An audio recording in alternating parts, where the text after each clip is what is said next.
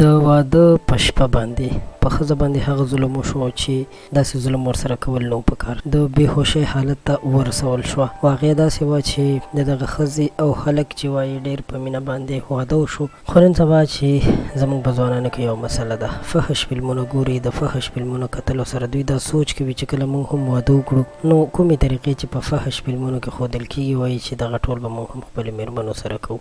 حالانکې داسې نه ده. دا ډېر زیات نقصانات، ډېر زیات بیماریانې، ډېر زیات آفتونه او مرضونه د ځان سره راوړلی شي. خو بیا هم ډېر خلک په دې باندې نه پوهېږي او دې ته توبه نه وباسي. دا واقعه هم همدغسې ده.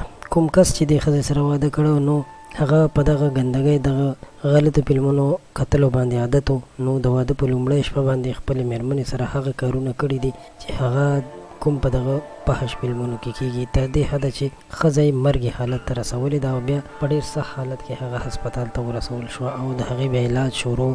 د دوی منځ کې د دوی کور هم وران شو، برباد شو. زه ټولو هغه ځوانانو ته وایم چې کوم په ځوانۍ کې قدم ایښی دی، په کار ده چې د بېهوده کارونو نه، د بېهوده ویډیوګانو نه ځان وساتي، ځکه چې ژوند او زندگی یو ځل میلاویږي او دا داسې یو پلیت عمل دی چې په دې عمل سره ستاسو د ژوند هغه ډیوه ډېره زر ختمېدلی شي.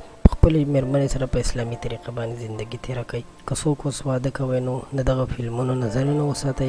یو ملا سره، یو عالم سره کښېنئ چې هغوی تاسو د زندګۍ په صحیح اصولو باندې پوه کړي. که ستاسو زما دا ویډیو خوښه شوې وي ضروري لایک کړئ، زموږ چینل هم سبسکرایب کړئ. په آینده وخت کې به هم تاسو ته همدغسې نوي معلومات، نوي ویډیوګانې راوړو. یو جهان مننه.